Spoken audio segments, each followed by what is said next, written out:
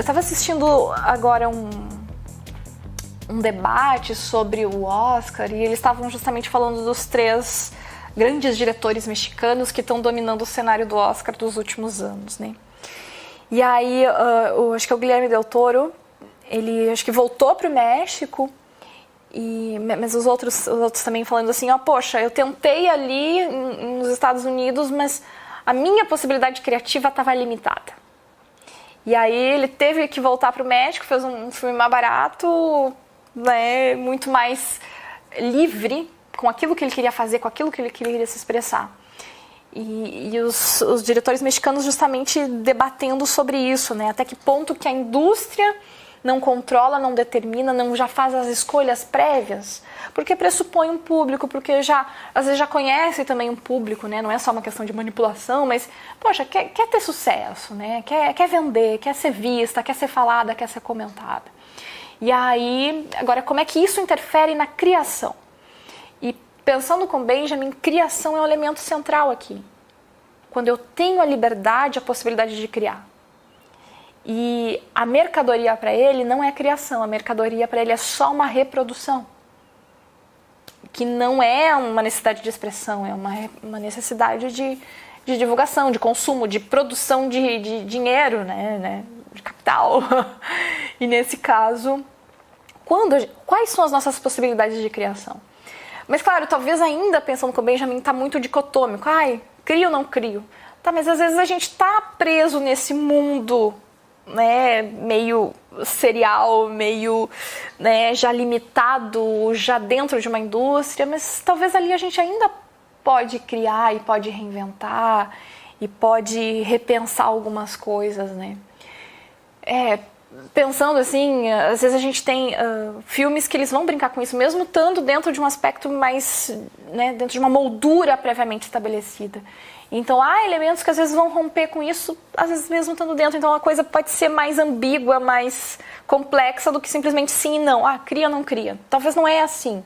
Mas embora se a gente for ler o Benjamin, a gente vai ver muito mais essa dimensão, porque ele faz questão de ver como a gente está se empobrecendo, né? A gente não está criando muitas vezes, porque a gente também não tem muito acesso, ou a gente está sempre preso àquilo que estão oferecendo.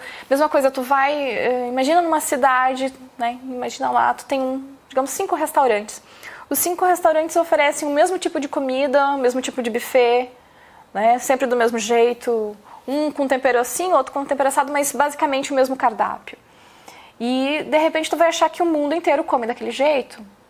Porque todo mundo come assim, aquilo sempre foi assim, a minha cidade é assim, e aquilo está sendo me oferecido dessa forma. Então, tu vai comendo aquilo e vai achando que todo mundo faz o mesmo. E quando tu tem contato com outras, né, culturas, outras cidades, outros ambientes, tu vai percebendo que as pessoas comem diferente. Tá, e daí tu começa a misturar, tu começa a compor o teu prato.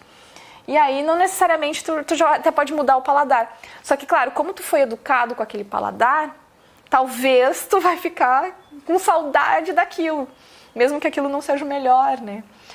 Ou, né, como é que vai saber o que é melhor? O melhor é julgamento de valor. Mas assim, em termos talvez nutricionais e tal, né? Então tu não consegue te libertar necessariamente de um gosto que tu foi educado a ter.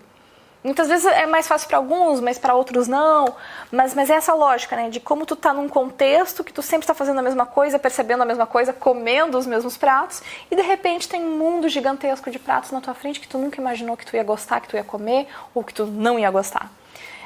E aí, por mais assim que daí tu diga, aqueles restaurantes da minha cidade são muito quadradinhos, eles fazem a mesma coisa. Mas, poxa, se eles fazem a mesma coisa, talvez ali já tem um padrão, já tem uma expressão, já tem toda uma identidade local. Então, talvez aquela alimentação, ela tem um reflexo cultural. E aí tu pode pensar, não, talvez na minha cidade vai ter uma banana frita. E essa banana frita é local. Ela tem uma característica local, ela vai ter um sabor diferente do que em outros lugares não vai ter. Então ela traz uma identidade, por mais que ela tenha sido comercializada e virou mercadoria também, né? Mas ela tem um aspecto, assim, talvez daquela localidade. Então a coisa é dinâmica, complexa, movimento. E aí talvez com Benjamin a gente fica muito dicotômico, né? Técnica, tecnicismo, mercadoria e arte. E isso, às vezes, as pessoas logo se assustam para pensar, né? Mas vale muito a gente poder ler, debater e continuar pensando com Benjamin. Porque Benjamin jamais queria ser um manual, né, de explicação do mundo. Não. Ele, inclusive, queria trazer fragmentos de pensamento. E esses fragmentos são a possibilidade de trazer um movimento ao pensar.